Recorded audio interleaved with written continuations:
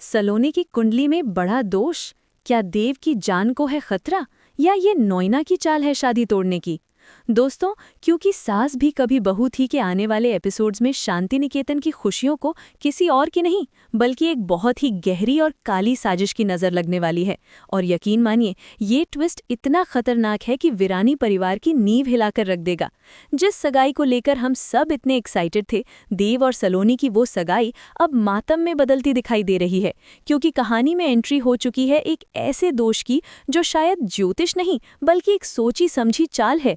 अभी हाल ही के एपिसोड में हमने देखा कि कैसे तमाम मुश्किलों और बाबाजी के कर्ज के दबाव के बावजूद देव और सलोनी की सगाई की रस्म पूरी होने की कगार पर थी। लेकिन ठीक उसी वक्त पंडित जी ने सलोनी की कुंडली में कुछ ऐसा देख लिया है जिसने देव के पैरों तले जमीन खिसका दी है। पंडित जी का ये दावा है कि सलोनी की कुंडली में मर्केश दोष है, जिसका सीधा मतलब ये बताया जा रहा है कि अगर देव की शादी सलोनी से हुई तो देव की जान को खतरा है और उसकी उम्र लंबी नहीं होगी। अब सवाल ये उठता है कि क्या सच में सलोनी, जो साक्षात देवी जैसी है, उसकी किस्मत इतनी खराब हो सकती है, या फिर ये दोष सिर्फ एक बहाना है उस इंसान का जो वीरानी परिवार को बर्बाद होते देखना चाहता है। जी हाँ, मैं बात कर रही हूँ नोइना की, जिसकी आंखों में उस वक्त चमक आ गई थी जब पंडित जी ने शादी रोकने की बात कही। मीरा टेली एक्सप्रेस के इस गहरे विश्लेषण में अगर हम नोइना के पिछले कारनामों और देव के चरित्र को जोड़कर देखें तो ये साफ समझ आता है कि यह अचानक निकला दोष इत्तेफाक नहीं हो सकता। याद कीजिए, सगाई से ठीक पहले नोइना ने देव को एक ही पट्टी पढ़ाई थी कि शादी के बाद उसकी आज़ादी खत्म हो जाएगी और वो एक बोरिंग जिंदगी में फंस जाएगा। लेकिन जब उसने देखा कि बाबाजी के डर और तुलसी के संस्कारों की वजह से देव सगाई के लिए तैयार हो गया है, तो नोइना ने अपना प्लान बी एक्टिवेट कर दिया है। ये कुंडली वाला ड्रामा असल में देव के मन में डर पैदा करने का सबसे बड़ा हथियार है। हम सब जानते हैं कि देव इस सीजन में कोई मर्यादा पुरुषोत्तम नहीं है। वो आज की जनरेशन का एक ऐसा लड़का है जिसे अपनी जान और अपनी लाइफस्टाइल सबसे ज्यादा प्यारी है। नोइना उसकी इसी नस को दबा रही है। जैसे ही पंडित ने कहा कि इस लड़की के पैर इस घर के वारिस के लिए भारी हैं, देव का चेहरा पीला पड़ गया था। और यही वो रिएक्शन है जिसका इंतजार नोइना कर रही थी। वो जानती है कि देव पैसों के लालच में शादी के लिए तो मान गया, लेकिन अगर बात उसकी जान पर आ गई तो वो खुद इस मंडप से भाग खड़ा होगा। अब जरा इस स्थिति को सलोनी के नजरिए से देखिए। उस बेचारी पर क्या बीत रही होगी। सलोनी, जो तुलसी की तरह ही परिवार को जोड़ने में विश्वास रखती है, उसके लिए ये सुनना कि उसका प्यार या उसका साथ उसके होने वाले पति की मौत का कारण बन सकता है, किसी सदमे से कम नहीं है। मेकर्स यहाँ बहुत ही इमोशनल गेम खेल रहे हैं। सलोनी अभी इतनी मजबूत नहीं है कि वो इस अंधविश्वास के खिलाफ आवाज उठा सके। उसे तो बचपन से यही सिखाया गया है कि पति की रक्षा करना पत्नी का धर्म है। ऐसे में जब पंडित और नोइना मिलकर ये साबित कर देंगे कि सलोनी मनहूस है, तो सलोनी खुद ही इस रिश्ते से पीछे हटने का फैसला ले सकती है। और दोस्तों, यहीं पर असली ड्रामा शुरू होता है, क्योंकि अगर सलोनी ने खुद सगाई तोड़ी तो बाबाजी का कर्ज चुकाने की शर्त टूट जाएगी और वीरानी परिवार पर मुसीबतों का पहाड़ टूट पड़ेगा। नोइना का मकसद सिर्फ देव की शादी रोकना नहीं है, बल्कि वो चाहती है कि ये शादी टूटे भी और इसका इल्जाम नोइना पर नहीं बल्कि सलोनी की किस्मत पर आए, ताकि देव वापस नोइना की गिरफ्त में चला जाए। लेकिन कहानी में अभी सबसे बड़ा पेंच बाकी है, और वो है हमारी तुलसी। तुलसी वीरानी ने अपनी जिंदगी में न जाने कितने ही तूफानों का सामना किया है, और वो इतनी आसानी से इस कुंडली दोष वाली थ्योरी पर विश्वास नहीं करने वाली। एपिसोड के दौरान आपने नोटिस किया होगा कि जब पंडित जी चिल्ला रहे थे तब घर के बाकी सदस्य घबराए हुए थे, लेकिन तुलसी की नजरें पंडित पर नहीं बल्कि नोइना के चेहरे पर थीं। तुलसी को ये आभास हो चुका है कि जिस पंडित को सालों से वीरानी परिवार तक नहीं जानता था, वो अचानक इतना महत्वपूर्ण कैसे हो गया। स्क्रिप्ट में साफ इशारा है कि आने वाले एपिसोड्स में तुलसी इस पंडित की पोल खोलने के लिए जासूसी करने वाली हैं। हमें सूत्रों से पता चला है कि ये पंडित असल में नोइना का ही खड़ा किया हुआ एक बहरूपिया हो सकता है, या फिर उसे भारी रकम देकर सलोनी की कुंडली बदलने को कहा गया है। ये वीरानी हाउस के अंदर चल रहा एक ऐसा शीत युद्ध है जहां एक तरफ अंधविश्वास और डर है और दूसरी तरफ तुलसी का विश्वास और तर्क। थोड़ा और गहराई में चलते हैं दोस्तों। ये दोष वाला एंगल सिर्फ शादी रोकने के लिए नहीं है, बल्कि ये देव और मिहिर के बीच की बची खुची डोर को काटने के लिए भी है। मिहिर, जो हमेशा से प्रैक्टिकल रहे हैं, वो शायद इस दोष को न माने और शादी जारी रखने का आदेश दें। वहीं देव, जो अपनी जान को लेकर डरा हुआ है, उसे लगेगा कि उसके पिता को उसकी जान की परवाह नहीं है, बस अपने वचन और इज्जत की पड़ी है। नोइना इसी कंफ्यूजन का फायदा उठाएगी। वो देव के कान भरेगी कि देखो देव, तुम्हारे डैड और तुलसी आंटी को तुम्हारी जान से ज्यादा अपना कर्ज फारा है, तभी तो वो तुम्हें उस लड़की के साथ आग में झोंक रहे हैं। सोचिए कितना बड़ा मैनिपुलेशन है ये। बाप और बेटे के बीच नफरत की दीवार खड़ी करने के लिए एस्ट्रोलॉजी का ऐसा इस्तेमाल हमने टीवी पर बहुत कम देखा है। मीरा टेली एक्सप्रेस का ये प्रिडिक्शन है कि आने वाले 2-3 एपिसोड्स में देव पूरी तरह से बागी हो जाएगा। वो सबके सामने चिल्लाकर कह सकता है कि उसे ये शादी नहीं करनी और इसका कारण वो सलोनी की कुंडली को बताएगा, जबकि असल कारण उसका अपना डर होगा जिसे नॉयना ने हवा दी है। दोस्तों, जैसे ही घर में ये बात फैलती है कि सलोनी देव के लिए काल बनकर आई है, वहां मौजूद हर एक शख्स के चेहरे का रंग उड़ जाता है। लेकिन अगर आप मायरा टेली एक्सप्रेस के पुराने व्यूअर हैं, तो आप जानते हैं कि वीरानी परिवार की असली दीवार यानी तुलसी कभी भी सुनी सुनाई बातों पर फैसले नहीं लेती। जहां एक तरफ देव अपनी जान बचाने के लिए सगाई की अंगूठी वापस जेब में रखने की कोशिश कर रहा है, वहीं तुलसी की बाज जैसी नजरें उस पंडित के हाव भाव को पकड़ रही हैं। तुलसी को याद आता है कि ये वही पंडित है जिसे कुछ दिन पहले नॉयना ने बाजार में किसी अनजान आदमी से बात करते हुए देखा था। ये कनेक्शन जुड़ते ही तुलसी समझ जाती है कि ये कुंडली का दोष ग्रहों की चाल नहीं बल्कि नॉयना की चाल है। तुलसी बिना किसी को बताए चुपचाप सलोनी और देव की कुंडलियां उस पंडित के झूले से निकाल लेती है। ये सीन बहुत ही इंटेंस होने वाला है, क्योंकि अगर नॉयना ने तुलसी को देख लिया तो खेल वहीं खत्म हो जाएगा। लेकिन तुलसी अपनी चालाकी से कुंडलियां अपने पास रख लेती है और फैसला करती है कि वो अपने पुश्तैनी गुरुजी से इनकी दोबारा जांच करवाएगी। यहाँ हमें तुलसी का वो पुराना महारानी वाला रूप देखने को मिलेगा, जो अपने परिवार की रक्षा के लिए जासूसी करने से भी पीछे नहीं हटती। लेकिन दोस्तों, कहानी में ट्विस्ट तब आता है जब नॉयना का ये बुना हुआ झूठ सच में बदलता हुआ दिखाई देने लगता है। जी हाँ, आप बिल्कुल सही सुन रहे हैं। नॉयना ने तो सिर्फ पंडित को पैसे खिलाकर झूठ बुलवाया था कि देव की जान को खतरा है, लेकिन कुदरत का खेल देखिए। सगाई के ठीक बाद जब देव गुस्से में घर से बाहर अपनी स्पोर्ट्स कार लेकर निकलता है, तो उसके साथ एक छोटा लेकिन खौफनाक हादसा हो जाता है। शो के प्रोमो में दिखाया जा सकता है कि देव की कार का ब्रेक फेल हो गया है या उसके सामने अचानक कुछ आ गया, जिससे उसकी गाड़ी पेड़ से टकराते टकराते बच जाती है। अब यहाँ पर आप सोच रहे होंगे कि क्या नॉयना ने ये एक्सीडेंट भी प्लान किया? नहीं, यहीं पर मायरा आपको इनसाइड स्कूप दे रही है कि ये एक्सीडेंट नॉयना के प्लान का हिस्सा नहीं था। ये महज एक इत्तेफाक था, लेकिन ये इत्तेफाक नॉयना के लिए जैकपॉट साबित होने वाला है। जैसे ही देव माथे पर लगी चोट के साथ घर लौटता है, नॉयना तुरंत सबके सामने चिल्लाना शुरू कर देगी। देखा, मैंने कहा था ना, अभी तो सगाई पूरी भी नहीं हुई और देव पर मुसीबत आ गई। अगर शादी हो गई तो अनर्थ हो जाएगा। ये पल सलोनी के लिए किसी अग्नि परीक्षा से कम नहीं होगा। एक तरफ तुलसी, जो सबूत लेकर आने वाली थी कि पंडित झूठा है, वो अब खुद भी इस हादसे को देखकर सहम जाएगी। आखिर माँ का दिल है, तर्क और सबूत एक तरफ और बेटे की सुरक्षा एक तरफ। देव का ये एक्सीडेंट तुलसी के आत्मविश्वास को भी डगमगा देगा। वो सोचने पर मजबूर हो जाएगी कि क्या सच में बाबाजी की जिद और कर्ज चुकाने के चक्कर में वो अपने बेटे की बलि चढ़ा रही है। देव, जो पहले से ही डरा हुआ था, अब इस एक्सीडेंट के बाद पूरी तरह से नॉयना की गोद में जाकर गिर जाएगा। वो साफ तौर पर मिहिर से कह देगा कि मैं मरना नहीं चाहता डैड, ये लड़की मेरे लिए पनौती है। सोचिए उस सलोनी की हालत, जिसे उसके होने वाले पति ने सबके सामने पनौती कह दिया। यहाँ सलोनी का किरदार एक बहुत बड़ा टर्न लेने वाला है।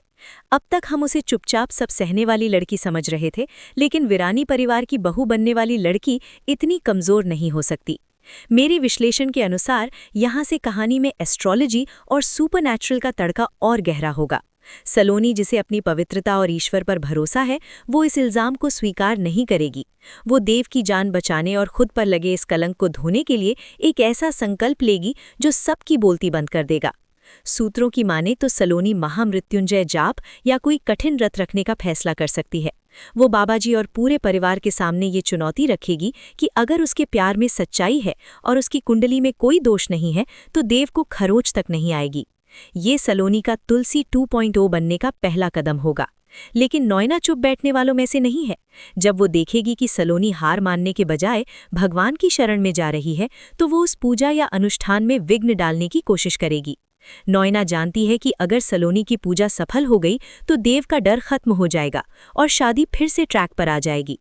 इसलिए आने वाले एपिसोड्स में हमें पूजा के दौरान दिए का बुझना, हवन सामग्री में मिलावट या फिर सलोनी को शारीरिक चोट पहुंचाने जैसी साजिशें देखने को मिलेंगी। अब बात करते हैं शो के मेन लीड मिहिर वीरानी की। मिहिर इस वक्त धर्म संकट में है। एक तरफ उनका बेटा है जो खून से लथपथ होकर आया है और दूसरी तरफ उनकी जुबान है जो उन्होंने बाबाजी को दी है। बाबाजी का रोल यहाँ बहुत संदिग्ध होता जा रहा है। मायरा टेली एक्सप्रेस को ऐसा लगता है कि बाबाजी को इन अपशगुनों से कोई फर्क नहीं पड़ रहा। उनकी आंखों में एक अजीब सी शांति है, जैसे उन्हें पता हो कि ये सब नाटक है या फिर इसके पीछे कोई बड़ा मकसद है। क्या बाबाजी जानते हैं कि सलोनी की कुंडली में दोष नहीं बल्कि कोई ऐसा राजयोग है जो वीरानी खानदान की खोई हुई दौलत वापस ला सकता है? शायद इसीलिए वो सलोनी पर इतना जोर दे रहे हैं। लेकिन नॉयना ने जो देव के दिमाग में जहर भरा है, उसे निकालना अब तुलसी के लिए भी लगभग नामुमकिन लग रहा है। देव अब सलोनी का चेहरा भी नहीं देखना चाहता। वो अपने कमरे में बंद है और नॉयना उसे भड़का रही है कि देव, हमें आज रात ही यहाँ से निकल जाना चाहिए, वरना ये लोग इमोशनल ब्लैकमेल करके तुम्हें मार डालेंगे। दोस्तों, ये प्लॉट यहाँ बहुत ही क्रिटिकल मोड़ पर खड़ा है। एक एक्सीडेंट ने झूठे पंडित की बात को सच साबित कर दिया है। तुलसी के हाथ बंध गए हैं और सलोनी अपनी भक्ति की परीक्षा देने जा रही है। लेकिन सबसे बड़ा सवाल ये है कि देव की कार का ब्रेक सच में फेल हुआ था या फिर वीरानी हाउस में नॉयना के अलावा भी कोई और दुश्मन छिपा बैठा है जो नहीं चाहता कि ये शादी हो? क्या ये कोई पुराना दुश्मन है जो साये की तरह परिवार पर नजर रखे हुए है? क्योंकि नॉयना तो सिर्फ शादी तोड़ना चाहती है, देव को मारना नहीं, क्योंकि देव ही उसकी सोने की चिड़िया है। तो फिर देव की जान लेने की कोशिश किसने की?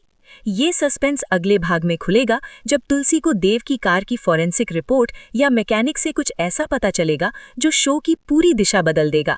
दोस्तों, अब दिल थाम कर बैठे, क्योंकि मायरा टेली एक्सप्रेस अब जो खुलासा करने जा रहा है वो क्योंकि सास भी कभी बहू 2 की पूरी कहानी को 360 डिग्री घुमा देगा। पिछले भाग में हमने देखा कि देव का एक्सीडेंट हुआ और नॉयना ने इसका पूरा दोष सलोनी की मनहूस कुंडली पर मढ़ दिया। लेकिन तुलसी वीरानी, जो शांत समुंदर की तरह दिख रही थी, उसके अंदर अब तूफान उठ खड़ा हुआ है।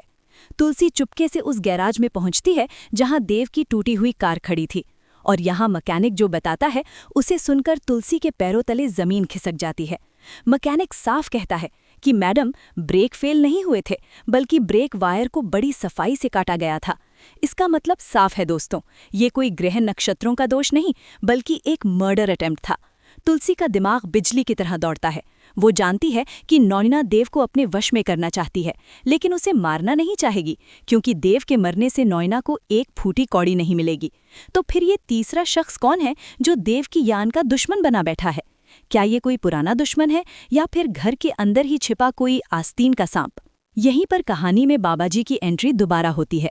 तुलसी सीधे बाबाजी के पास जाती है और उन पर चिल्लाती है कि आपके कर्ज और जिद के चक्कर में आज मेरा बेटा अपनी जान गंवा देता।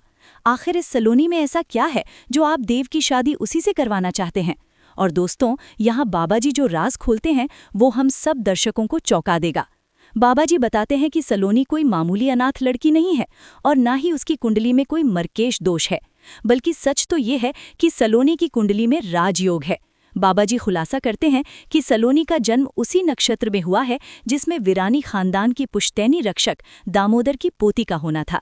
या फिर इसे और भी बड़ा ट्विस्ट दें तो सलोनी का कनेक्शन वीरानी परिवार के पुराने वफादार मुनीम जी से हो सकता है, जिनके नाम पर शांति निकेतन का एक बड़ा हिस्सा वसीयत में लिखा गया था। जी हाँ, सलोनी ही वो चाबी है जिससे वीरानी परिवार अपना खोया हुआ सम्मान और घर वापस पा सकता है। नॉयना को शायद इस बात की भनक लग गई थी कि सलोनी लकी चार्म है, इसलिए उसने उल्टा गेम खेला और उसे मनहूस साबित करने की कोशिश की ताकि देव खुद उसे छोड़ दे और सलोनी की किस्मत का फायदा वीरानी परिवार को न मिले। मायरा टेली एक्सप्रेस आपको ये एक्सक्लूसिव अपडेट दे रहा है कि जिस पंडित ने सलोनी को पनौती बताया था, तुलसी ने उसे भी पकड़ लिया है। पुलिस के डर से पंडित ने कबूल कर लिया है कि उसे नॉयना ने पैसे दिए थे, लेकिन ब्रेक वायर काटने का काम उसने नहीं किया। अब सस्पेंस गहराता जा रहा है। अगर नॉयना ने वायर नहीं काटा तो किसने काटा? यहाँ इशारा जाता है शो के एक नए विलन की तरफ जो अभी पर्दे के पीछे है।